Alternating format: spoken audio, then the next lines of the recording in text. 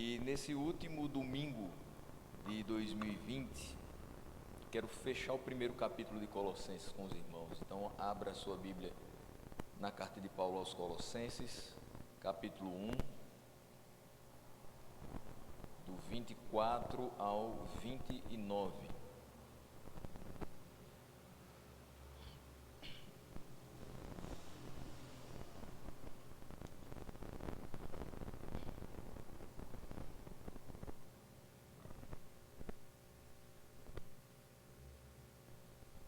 Estaremos meditando nesses 6 versículos.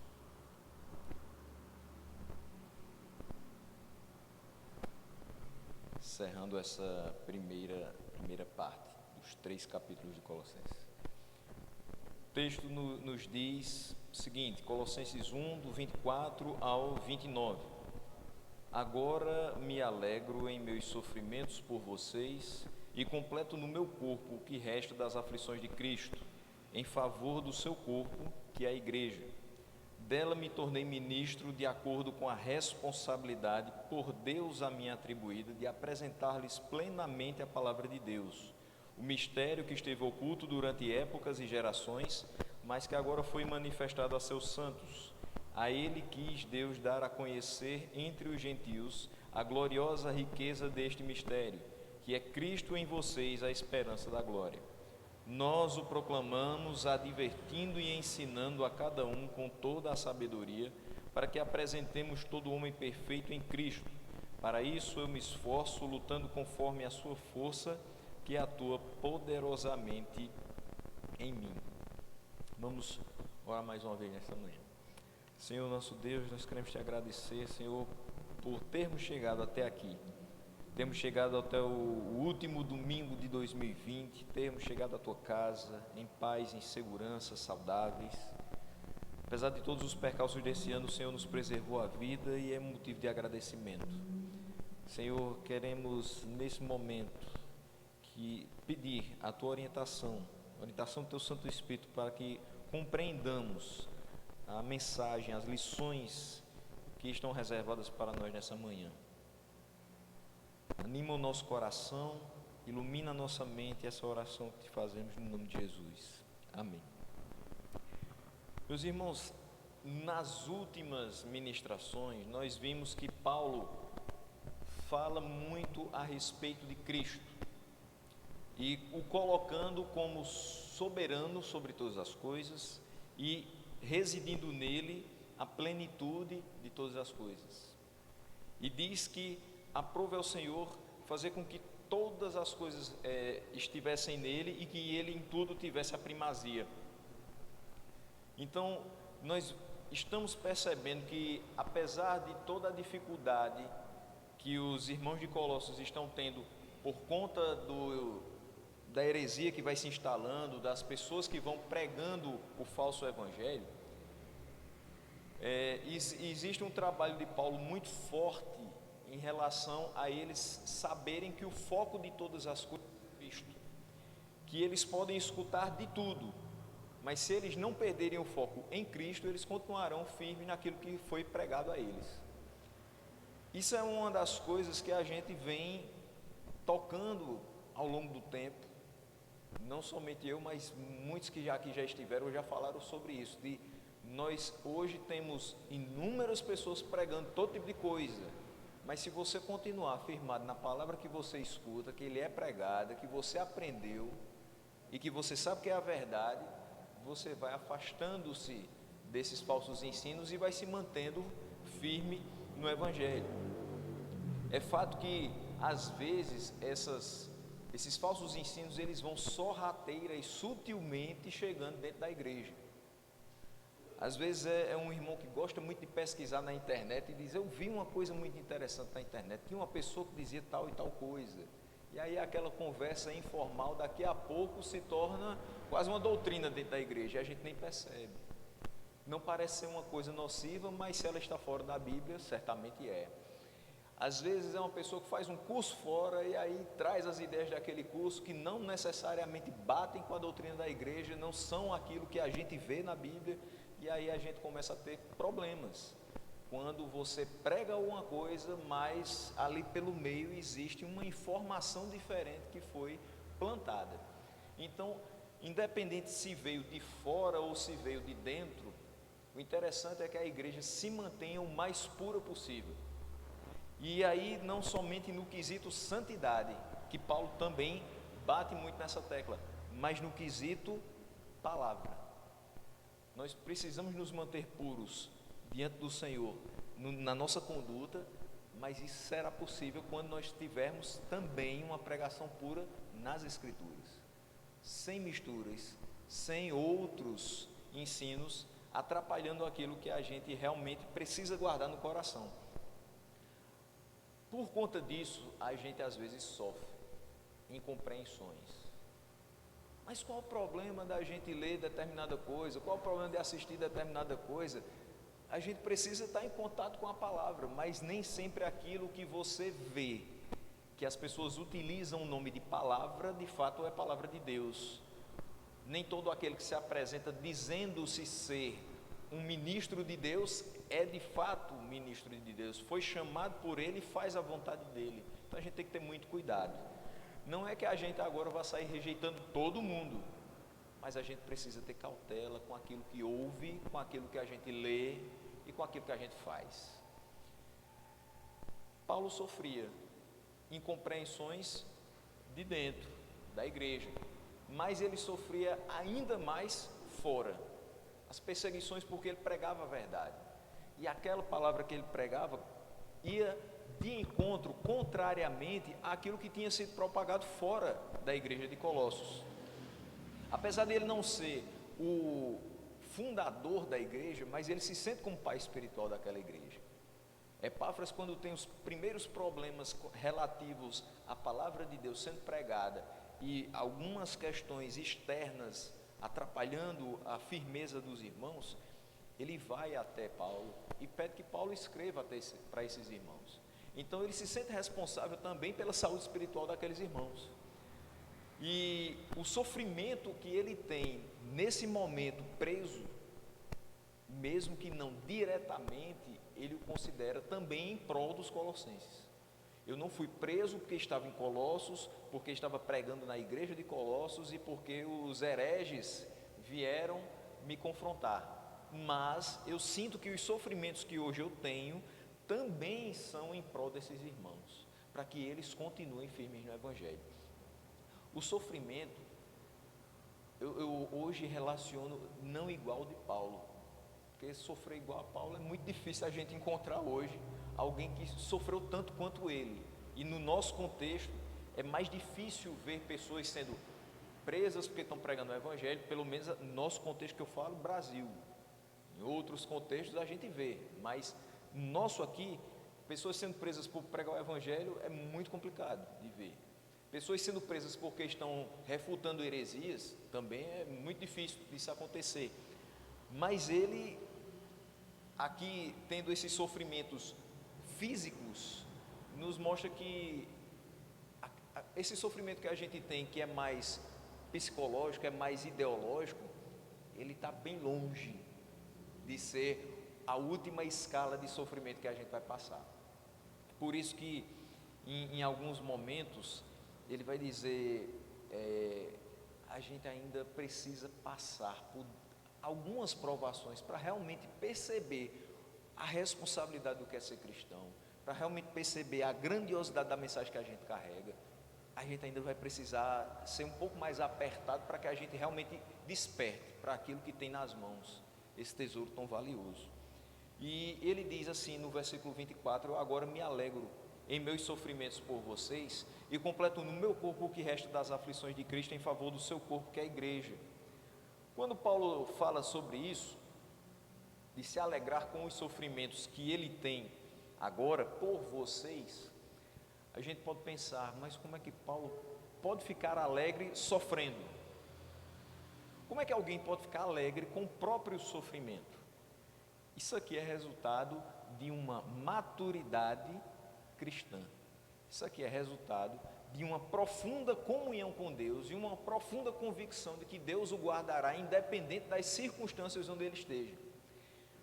Paulo tinha sido preso, quem está no cárcere, aparentemente não tem motivos de agradecer a Deus. Senhor, eu te agradeço pela minha prisão. A gente não olha com muitos bons olhos alguém que fala sobre isso, porque a liberdade é algo que a gente tem de mais precioso. Às vezes, quando em determinadas situações a gente tem a liberdade cerceada, a gente já começa a desesperar, porque a gente não sabe o que vai vir mais para frente.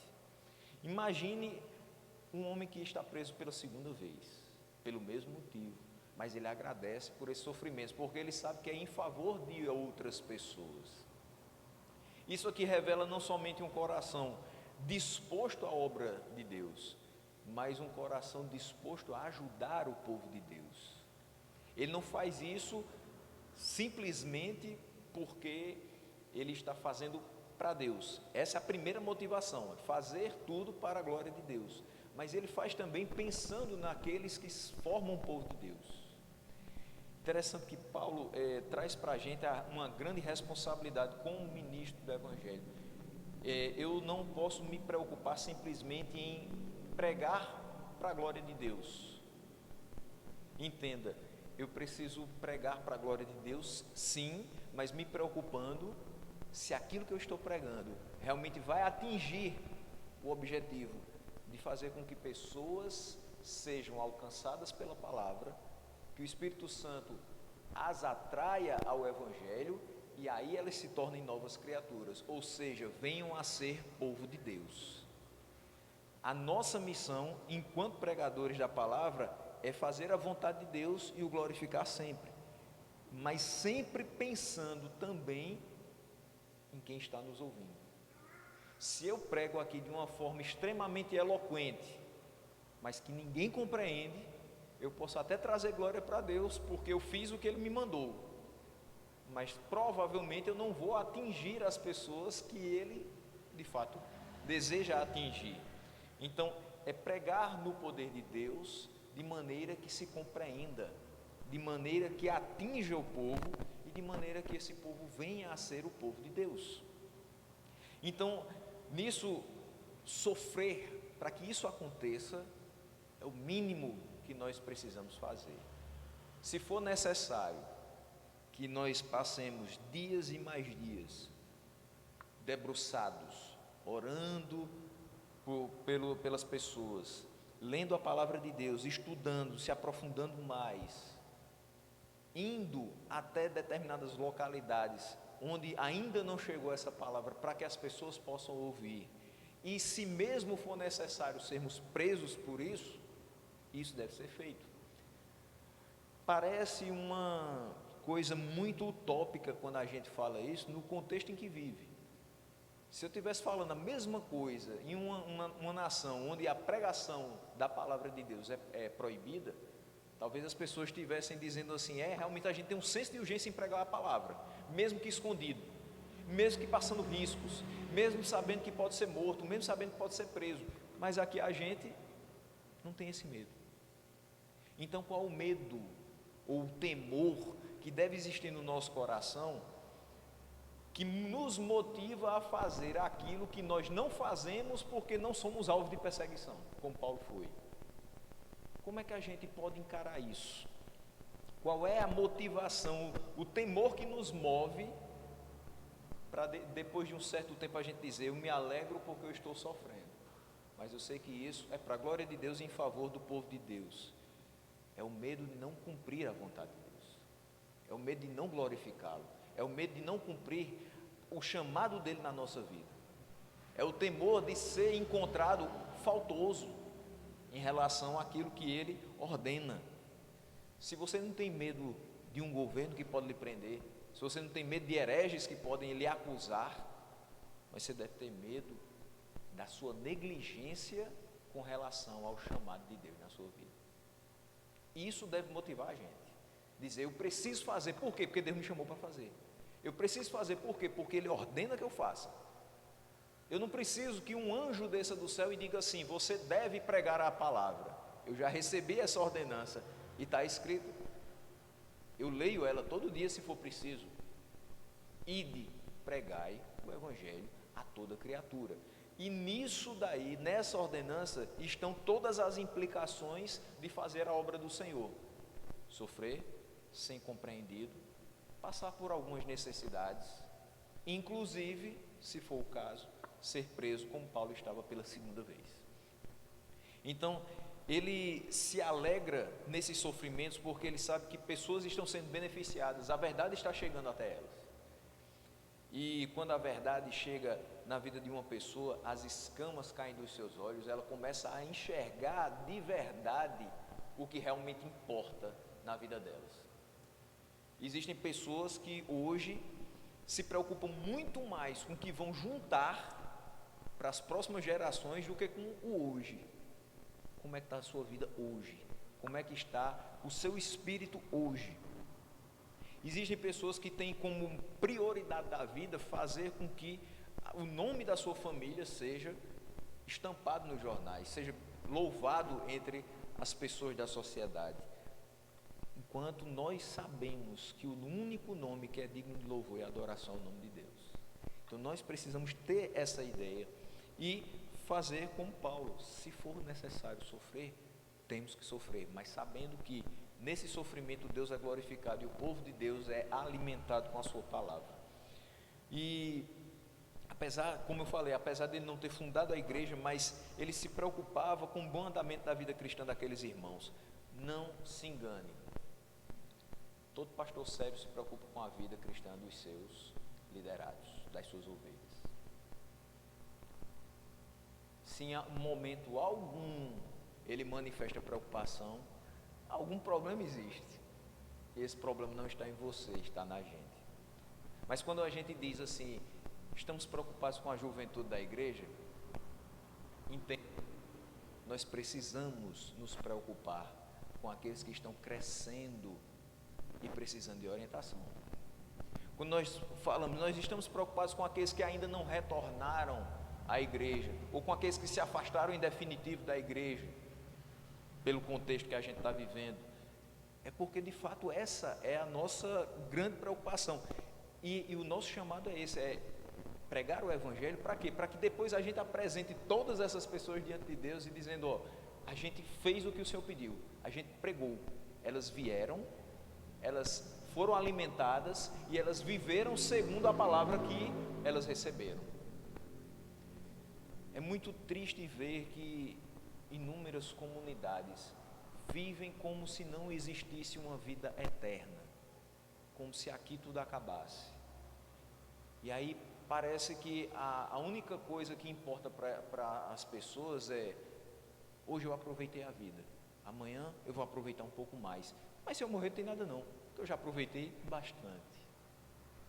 Aproveitar a vida para o crente não é experimentar as coisas, entre aspas, boas que o mundo tem para oferecer, mas é experimentar a paz que somente Deus pode oferecer. O mundo está louco, está desesperado, e a gente continua de pé. O mundo espera uma vacina, a gente espera em Deus. O mundo espera uma mudança radical nos rumos das governanças, a gente espera pela vinda do Filho do Homem, para que a gente viva eternamente com Ele, onde não haverá mais choro, não haverá mais dor, não haverá mais preocupações com o dia de amanhã, até porque o amanhã não existirá. Nós não vamos nos preocupar mais com o relógio, com a hora de chegar, com a hora de sair. A gente vai estar guardado pelas mãos dele. Então, Paulo se tornou ministro de um evangelho que coloca Cristo como centro de todas as coisas. O evangelho tem foco em Cristo, e o ministério pastoral deve ter o foco em Cristo. Por ele trabalhar e por ele sofrer. Quando ele diz, eu preencho o que resta das aflições de Cristo, Paulo em momento algum vai estar dizendo, olha, eu estou sofrendo agora porque Cristo sofreu um pouco, e agora eu vou sofrer o restante do que ele não sofreu. Não, a obra de Cristo é perfeita. O sofrimento de Cristo na cruz é cabal. Não existe abertura, brecha naquilo que Cristo fez. Mas ele está, no contexto dessa passagem, enfatizando a suficiência de Cristo mas também dizendo que aquilo que ele sofre é necessário para que os cristãos enxerguem que nesse mundo nós devemos suportar aflições, a maneira que Cristo também suportou. Então, em momento algum, ele diz que a obra salvadora de Cristo na cruz não teve mérito suficiente para assegurar a nossa salvação. Mas por que o cristão sofre, se Cristo já sofreu na cruz? Por que o cristão padece determinadas aflições, se Cristo já morreu por nós? Como cristãos, nós passaremos por aflições, assim como ele passou. E ele passou aqui na terra como homem, contudo sem pecado. Nós vamos passar pelas mesmas questões, as mesmas que Paulo passou, não somos diferentes, mas entendendo que a igreja suporta essas aflições porque ela é chamada para sofrer por Jesus e com Jesus. Nós sofremos hoje porque vemos um mundo em pecado. Isso parte o nosso coração, deve partir o nosso coração. A gente sofre porque vê dentro de casa uma pessoa que não escuta a palavra de Deus. A gente sofre porque muitos dos nossos já morreram sem ter contato com Cristo. A gente sofre porque a gente prega e as pessoas continuam vivendo segundo o curso desse mundo. A gente sofre porque, infelizmente, aqueles que se apresentam como liderança muitas vezes, até no âmbito político, nos representando, são os que mais degradam a nossa existência, são os que mais fazem com que o nosso nome vá para a lata do lixo. A gente não queria, de forma alguma, estar observando um jornal 6, 7 horas da manhã e ver que alguém que se diz nosso irmão está sendo preso por corrupção. Mas a gente sofre por isso. A gente não está sofrendo necessariamente por ele, porque ele vai pagar pelo que fez, mas a gente sofre porque o nome de Deus e o nome do Evangelho está sendo manchado dentro da sociedade, por conta de atos de alguém que se diz cristão. A gente sofre por inúmeros motivos. A gente é chamado para sofrer por Cristo e com Cristo. Se sofremos por Cristo e com Cristo, de todas essas aflições Ele nos livrará no final de tudo. Mas se nós não quisermos sofrer e achar que a vida cristã é simplesmente um mar de rosas, estaremos vivendo um total engano e podemos facilmente fazer tudo o que essas outras pessoas estão fazendo, buscando as facilidades de um mundo que não tem nada para oferecer, a não ser a perdição. Então, o que resta das aflições de Cristo é por causa da necessidade divina de que os cristãos suportem aflições e que a igreja se acostume com uma vida que não é de facilidades. Aqui, não queiramos o céu na terra, mas busquemos na terra ser como os cidadãos que habitarão os céus. Então, 2 Coríntios 4, 7 a 12 nos mostra um pouco sobre essa vida que nós temos, cristã, de dificuldade, mas que quando nós sofremos com Cristo, Ele nos livra de todas elas. Quando Ele diz assim: nós temos esse tesouro em vasos de barro, para mostrar que este poder, que a tudo excede, provém de Deus e não de nós. De todos os lados nós somos pressionados, de todos os lados nós somos pressionados, e nós sabemos disso. Mas nós não somos desanimados, porque nós estamos esperando em Cristo. Nós ficamos perplexos, mas não desesperados. Todo mundo em 2020 teve o direito de ficar perplexo com o que aconteceu. Mas se você é cristão, se você espera em Cristo, se você está firmado na rocha, você não tem o porquê de ficar desesperado.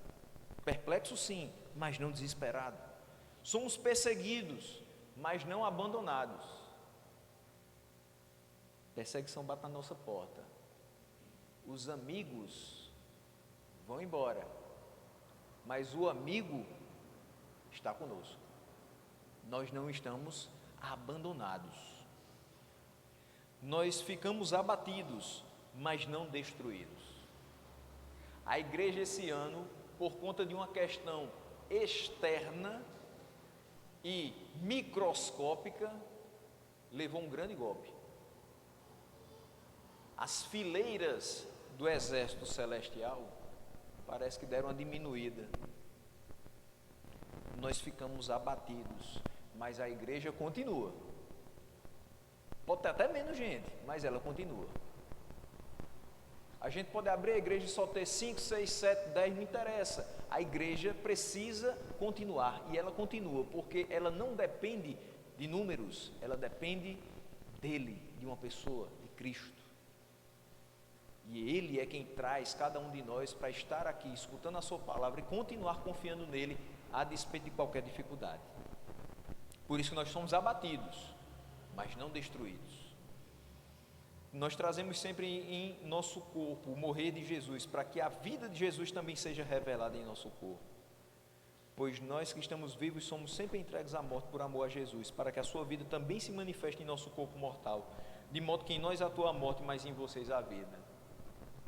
O que Paulo estava querendo dizer aqui para os irmãos de Corinto é que a gente se coloca no fronte e a gente é entregue à morte todos os dias para que vocês conheçam a vida, o caminho, a verdade e a vida. Num sentido real, esse sofrimento permanente da igreja como corpo de Cristo é identificado com os sofrimentos do próprio Cristo. Olha o que diz Atos 9:4.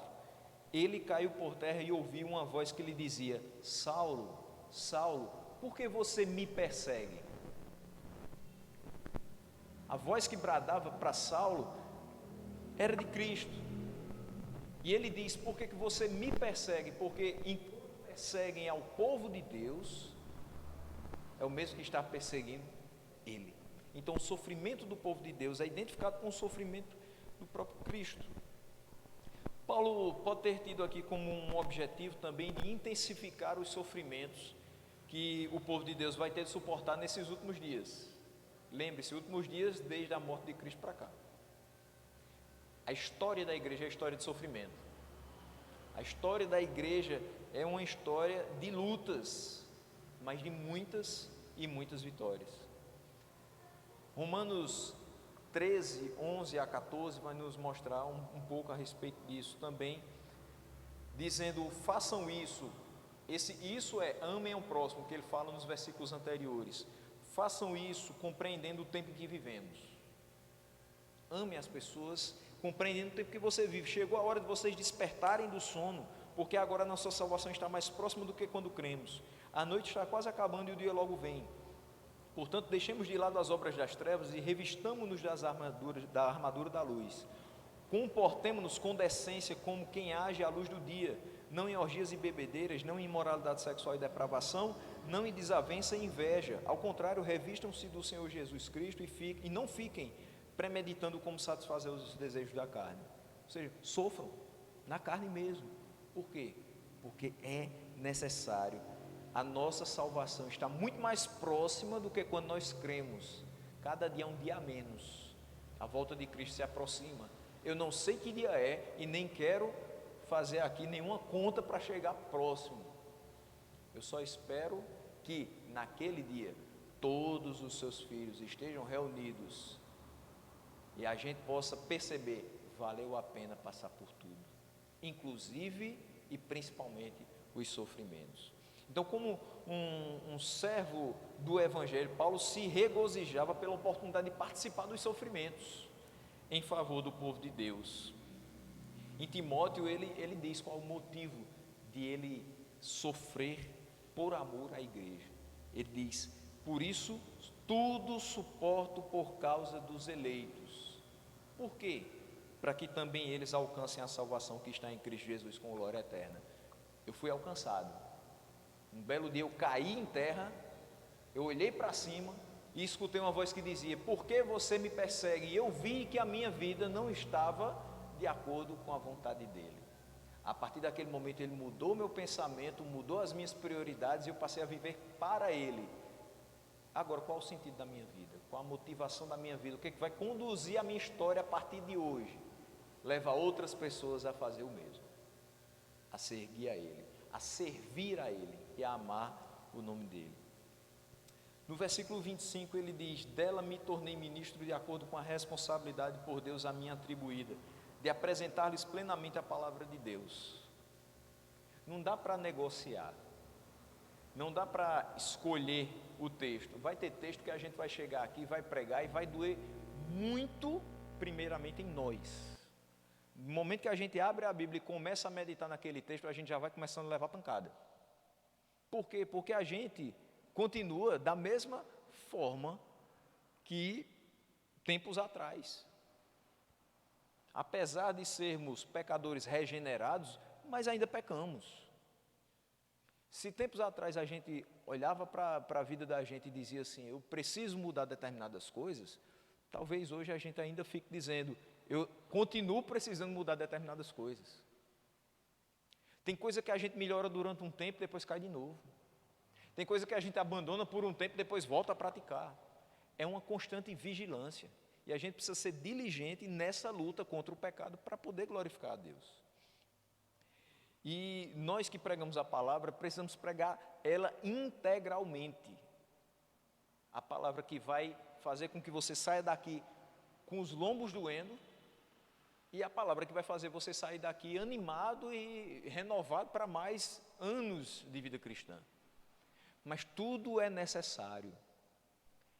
É aquela velha história: Deus é amor, mas Ele é justiça. Ele deixa de ser amor para ser justiça? Não. E Ele deixa de ser justiça para ser amor? Também não. Ele é tudo, em todo o tempo. Os seus atributos se intercomunicam, não se separam. Então nós precisamos entender que a sua palavra muitas vezes vai bater forte na gente, mas para que a gente ande no caminho certo. E andando no caminho certo, a sua palavra sempre vai ter um bálsamo para que a gente continue caminhando em tranquilidade e segurança. Essa semana eu não poderia deixar de falar a respeito disso, porque cai um pouco nessa questão. Alguém disse que quanto mais lia a Bíblia, mais ateu ficava. E com muita sabedoria o pastor Augusto Nicodemos disse: e quanto mais eu leio esse tipo de coisa, mais crente eu fico. Porque a palavra tem o poder de endurecer ainda mais o coração daquele que é ímpio e de amolecer ainda mais o coração daquele que Deus quer para si. O mesmo fogo que vai amolecer o barro, que vai derreter a cera, ele vai endurecer o barro, para que faça-se um vaso. Então você vai ter a mesma palavra. Para muitas pessoas escutando, você dizendo: Deus é amor, Deus tem um plano na sua vida, só Jesus salva. Tem pessoas que estão passando, nem entra, né? Passa por aqui. Você fala e está nem aí. E o coração vai ficando mais endurecido, e a gente sabe para onde essa pessoa vai. Enquanto isso, tem pessoas que escutam tão pouquinho da palavra, mas é o suficiente para que entre aqui, fique aqui e more aqui. Nós não precisamos de muita coisa, precisamos da palavra e precisamos fazer com que essa palavra seja pregada fielmente e na sua integralidade. E aí as pessoas serão tocadas pelo Espírito Santo. A tarefa de pregação é nossa, o convencimento fica com Ele. Mas nós temos certeza de que quando Ele faz, a obra é completa e as pessoas realmente se transformam. Então, parece significar aqui que a palavra de Deus alcança plenitude, ou seja, o seu propósito determinado somente quando ela é proclamada. Se nós nos reuníssemos e deixássemos as nossas Bíblias fechadas, e ninguém falasse a respeito de qualquer texto, ninguém explanasse, ninguém explicasse, ninguém pregasse, me parece que, de fato, essa palavra não alcançaria o seu objetivo. Nós temos um texto na palavra que diz que a fé vem pelo ouvir, Romanos 10, 17, mas vem pelo ouvir a palavra. Se eu contar aqui toda a minha vida para você, você chora de morrer. Nossa, que testemunho, quanto você já passou e tal, como Deus é bom na sua vida. Isso, a comoção passa no outro dia, ou no mesmo dia. A palavra de Deus não provoca comoção na gente, provoca transformação. É muito mais profundo. Então, eu não posso chegar aqui e contar a minha vida simplesmente para você. Agora, se um dia eu for contar a minha vida, que ela seja essa história tem que ser com foco em Cristo. Com foco em Cristo, através de uma pregação, tendo como base um texto bíblico, aí pode ter certeza, vai haver transformação em vez de comoção. Vai haver arrependimento ao invés de remorso. Vai haver fé, ao invés de simplesmente uma admiração por alguma coisa que você passou. Nós precisamos pregar. A missão de Paulo, a nossa missão é levar a palavra à realização exigida, que é fazer com que a palavra seja ouvida. No caso dele, lá em Colossos, no nosso caso, aqui e em qualquer outro lugar que a gente seja levado a pregar. E aí ele vai tocar a respeito dessa palavra de Deus, o mistério que esteve oculto durante épocas e gerações, mas que agora foi manifestado a seus santos. Quando a gente fala em mistério, às vezes alguma pessoa pode entender um pouco equivocadamente essa palavra mistério, porque ela foi utilizada de inúmeras formas, principalmente pelos pagãos. Era o povo que aqui trazia uma heresia para dentro da igreja de Colossos. Porque aquelas pessoas diziam assim que o mistério seria um grande conjunto de informações secretas que eles somente detinham conhecimento delas. E apenas aqueles que se chegavam àquela seita, aquele grupo, teria acesso a essas informações. Isso não é muito diferente do que a gente vê hoje. As seitas continuam falando a mesma coisa. Nós temos a revelação de Deus. Deus falou comigo e não falou com o restante do povo.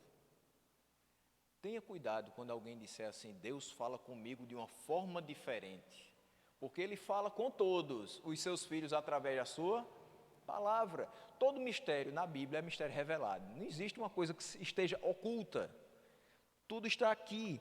Um texto mais obscuro é revelado por um texto mais claro, mais lógico, mais simples. Mas tudo está aqui. É tanto que quando a gente prega, fala de um texto e faz referência a outro. Às vezes do Novo a gente faz referência para o Antigo Testamento, mas ele não deixou nada aqui obscuro que a gente não compreendesse, pelo menos um pouco, com a nossa mente limitada.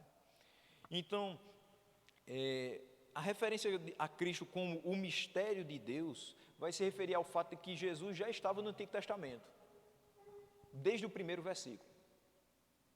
No princípio criou Deus os céus e a terra. Jesus está nesse versículo. Façamos o homem à nossa imagem e semelhança. Jesus está nesse versículo. Em muitos momentos, e também através dos tipos, das figuras, dos símbolos, das instituições, como o sacrifício, o sacerdócio levítico, Jesus estava presente em cada uma dessas coisas. E cada uma dessas coisas era sombra daquilo que em Cristo vem a ser plenitude. Ou seja, Jesus está na Bíblia judaica. Para aqueles homens era difícil compreender isso, mas ele estava, mesmo que de forma oculta ou misteriosa. No momento em que ele encarna, quando ele assume uma figura humana, então ocorre a revelação desse mistério. Quem é esse de que tanto se falou no Antigo Testamento? Jesus. Quem é aquele que viria e esmagaria a cabeça da serpente? Está ele aí. Nós sabemos agora quem é o mistério de Deus. É Cristo. Então todo o mistério da Bíblia é mistério revelado. Isso vai contrastar com os ensinamentos daquele pessoal da heresia de Colossos. Esse movimento esotérico que dizia, olha, você só chega à gnose, ao conhecimento, à sabedoria, se estiver juntamente com a gente. A gente vai te entregar um conhecimento salvador que vai te libertar desse mundo perdido. Ao contrário das religiões esotéricas, que formam um grupo fechado de conhecimento, nós temos o Evangelho sendo pregado amplamente em todo o mundo.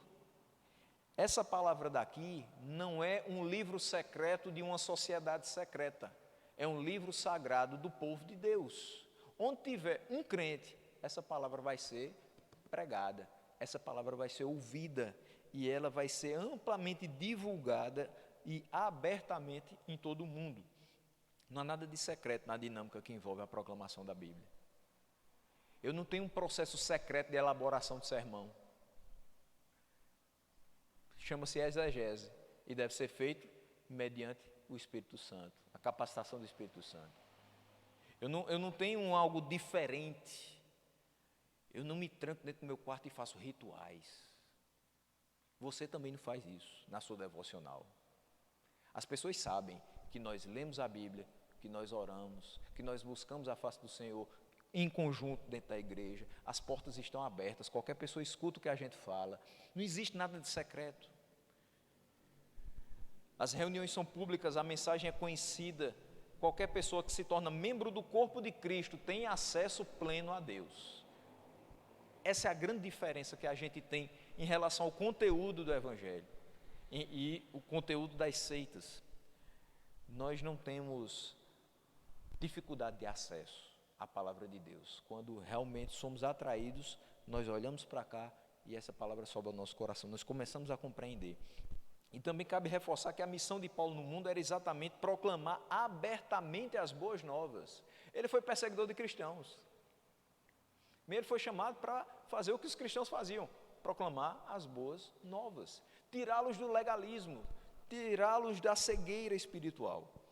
Então o mistério cristão não é um conhecimento secreto para uns poucos, como nas religiões pagãs, mas é a revelação de verdades divinas, antes ocultas, como ele diz aqui no versículo 26, mas agora proclamadas abertamente. Então, meu irmão, quando alguém disser para você, é mistério de Deus, aí você diz, se for Cristo, tudo bem, se não for, tem coisa errada aí. O conteúdo do mistério do Evangelho, que agora é completamente revelado, vai ser descrito no versículo 27, ele diz, a ele quis Deus dar a conhecer entre os gentios a gloriosa riqueza deste mistério, que é Cristo em vocês, a esperança da glória. Então, ele quer dizer o seguinte, os gentios têm participação também no povo de Deus. A verdade chegou e está sendo proclamada para judeus e para gentios. A salvação é para judeus e é para gentios. E eu fico muito feliz quando eu leio, também na carta aos Colossenses, que quando nós estamos em Cristo, nele não existe bárbaro, cita, escravo, livre, mas Cristo é tudo em todos. Não existe divisão, não existe superioridade ou inferioridade. Nele todos estamos no mesmo patamar, todos somos servos dele. E todos somos salvos pela sua graça. Todos aqueles que confiam em Cristo desfrutam da sua presença, ou seja, Cristo em nós é a esperança da glória. No versículo 28, nós vamos ver, nós o proclamamos a Cristo, advertindo, ensinando a cada um com toda sabedoria, para que apresentemos todo homem perfeito em Cristo. Isso, Paulo também já tinha falado lá em 2 Timóteo, capítulo 3, versículo 16. Toda a Escritura é inspirada por Deus e é útil para o ensino, para a repreensão, para a educação na justiça, a fim de que todo homem de Deus seja perfeito e perfeitamente habilitado para toda boa obra. Essa é uma das finalidades e a principal finalidade de nós estudarmos a palavra de Deus, é para que nós estejamos perfeitamente habilitados para toda boa obra e para que sejamos apresentados perfeitos em Cristo. Então, ele diz isso no versículo 28, a Jesus anunciamos, aconselhando e ensinando todo homem com toda a sabedoria para que apresentemos todo homem perfeito em Cristo. Não podemos negligenciar essa grande missão. E no versículo 29, Paulo diz que para isso eu me esforço, lutando conforme a sua força que atua poderosamente em mim. Fui chamado para isso eu me esforço, mas segundo a sua força que atua em mim. Se eu prego bem, não sou eu, é Ele. Se as pessoas compreendem aquilo que é exposto, não sou eu, é o Espírito dele. Se as pessoas se dobram diante dele, não foi por minha causa, foi por ele. Paulo diz que por um lado ele trabalha e luta o máximo possível para cumprir o seu ministério, responsabilidade humana. Por outro, ele reconhece que só pode fazer isso por causa da eficácia da operação de Deus nele. Deus nele faz proezas. Eu em Deus faço proezas. Eu sem Deus não valho para absolutamente nada.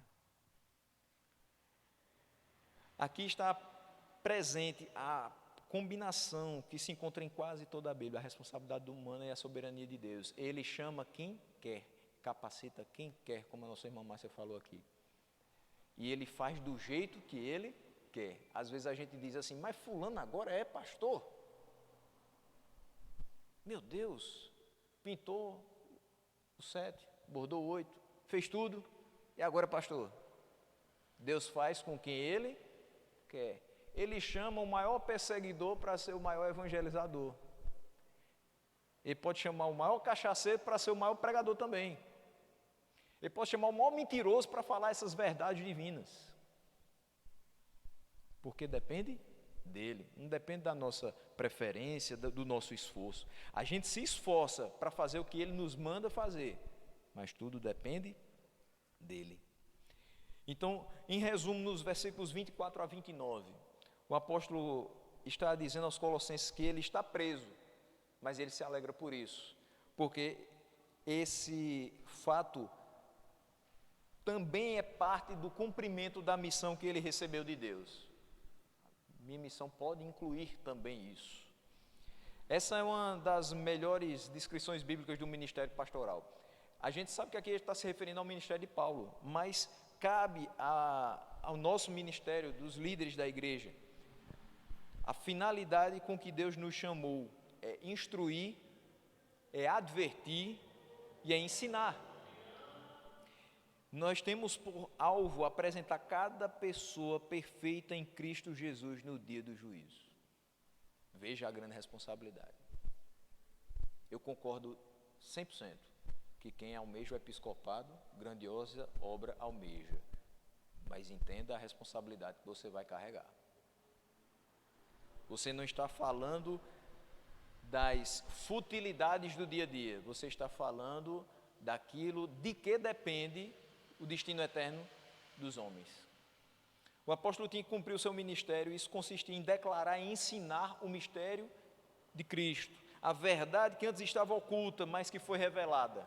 Jesus é o Salvador do mundo, não só dos judeus, mas também de todo aquele que faz parte da igreja, os gentios também. Isso importava para os colossenses, porque eles não eram judeus, sua maioria. Então, eles precisavam entender que a mensagem que eles estavam escutando ali era para eles também, que o que eles criam, que o sacrifício de Cristo, que foi pregado para eles, foi válido para a vida deles também, não só para os judeus, para os gentios também. Eles precisavam entender isso. E eles precisavam também entender e enxergar que aquele homem chamado por Deus, que estava pregando a eles, que estava escrevendo essa carta para eles, era tão convicto da verdade do Evangelho, que ele estava disposto a ser preso por causa dela. Se não tem uma convicção maior do que essa, eu desconheço. Toda a luta de Paulo descrita na carta visava cumprir as obras como ministro de Deus. Tudo isso aqui era para que ele chegasse no fim de tudo e fizesse o que ele foi chamado a fazer, buscar o crescimento e o fortalecimento dos irmãos para que eles pudessem enfrentar a heresia que estava por perto. Tem que ter muita Bíblia, tem que ter muita palavra de Deus, tem que ter muita graça de Deus para resistir no meio de uma situação como essa. E aí eu trago algumas aplicações para a gente fechar hoje. A maior lição a ser aprendida com o primeiro capítulo da Epístola aos Colossenses, qual seria? Que a pregação acerca da pessoa e da obra de Cristo é um poderoso remédio contra os falsos ensinos. Eu não preciso estudar a heresia para combatê-la. Eu preciso estudar a palavra para combater a heresia. A mentira se combate com a verdade. A leitura dessa carta, em segundo lugar, nos ensina também que a salvação não é destinada a poucos.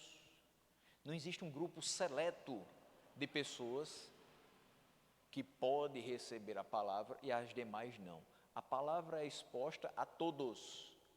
Mas aí sim eu posso dizer que existe um grupo seleto, o grupo dos eleitos. Esses serão salvos. Muitos escutarão, mas só aqueles que estão no plano eterno de salvação se chegarão ao Pai em arrependimento e fé e serão salvos. Mas em Cristo, Deus se revela a todos. O Filho é a imagem do Deus invisível. É isso que Paulo fala.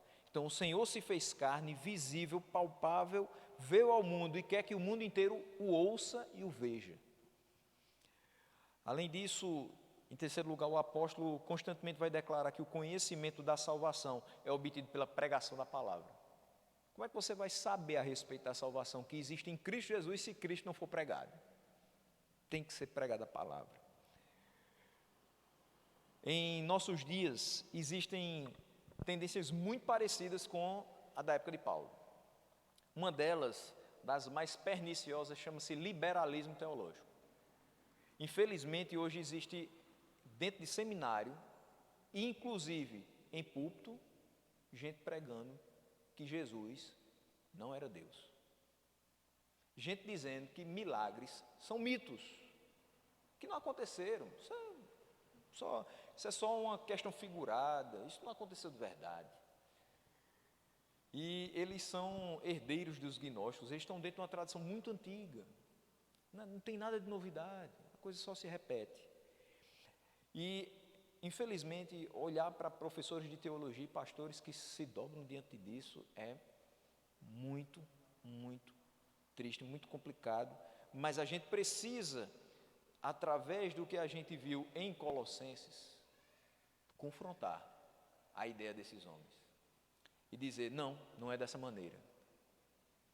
Jesus é Deus. Ele tinha as duas naturezas. Ele fez milagres. Ele continuou fazendo milagres. Se você não crê, problema seu. Mas nós precisamos crer que Jesus ainda faz todos os dias milagres. Outra tendência atual que pode ser confrontada com os ensinos de Paulo nessa carta é a invasão do paganismo na igreja. Ideias místicas, aquelas ideias de campanhas absurdas. Você tem campanhas ligadas a números e se for menos ou mais, a coisa não funciona, tem que ser aquilo ali. Fora isso, a visão de uma espiritualidade pragmática. Eu vou colocar em prática dentro da igreja só aquilo que funciona. Principalmente hoje, a gente vê isso acontecendo do ponto de vista mercadológico e empresarial. Infelizmente, a gente consegue enxergar. Eu sei, a igreja, como uma instituição que não tem fins lucrativos, ela vai ter o seu CNPJ para que ela possa estar aberta. Ela tem que ter um alvará de funcionamento, mas ela não pode ser tratada como uma empresa. Ela continua sendo igreja. Veja que nós temos responsabilidades civis, claro, mas a nossa maior responsabilidade é espiritual. As pessoas que vêm aqui não estão esperando que a gente as alimente financeiramente. Pelo menos não deve ser assim. As pessoas que vêm aqui não estão esperando que a gente apresente o solucionador dos problemas que vai encher a geladeira delas de comida e que vai dar a elas o maior emprego que ela puder em Campina Grande. As pessoas que vêm aqui estão necessitadas de saber que a vida delas, toda quebrada, toda errada, toda torta, tem jeito se estiver nas mãos de Deus. Que Ele transforma, continua transformando. E isso de graça. Ninguém vende, ninguém mercadeja a palavra. É tudo isso pela graça dEle. Mas essa graça que nos vem de graça tem um preço. Foi pago o preço. A gente precisa continuar falando que o sangue de Cristo derramado foi o alto preço que nos comprou. Para que a gente entenda, fui salvo pela graça, mas não vou viver como se não tivesse valor essa salvação. Eu vou valorizar o sacrifício de Cristo. E fora isso, algumas atitudes e práticas que não condizem com o Evangelho, de vez em quando fazem um volume na igreja. E aí, para Paulo, tudo se resume à pessoa de Cristo. Ou seja, se há uma pregação e não tem Cristo no meio, descarte. Se há alguma manifestação dentro da igreja e não tem Cristo no meio, descarte também. Até décadas atrás a gente confrontava as seitas tradicionais, né? A gente aprendia um pouquinho de como confrontar os mormons, Testemunho de Jeová, e a gente se armava um pouco contra eles. Mas hoje a grande questão às vezes está dentro. Gente que usa a Bíblia é evangélica. Gente que tem o linguajar é evangélico. Gente que faz culto nos moldes evangélicos. Que até diz que usa a moda evangélica. Mas não tem nada de evangélico. Porque não tem o evangelho que é Cristo. Se não prega Cristo não adianta. Deus, para alguns, não é soberano e Cristo não é apresentado como tendo primazia sobre tudo e sobre todos. Esse discurso não pode ser aceito por nós.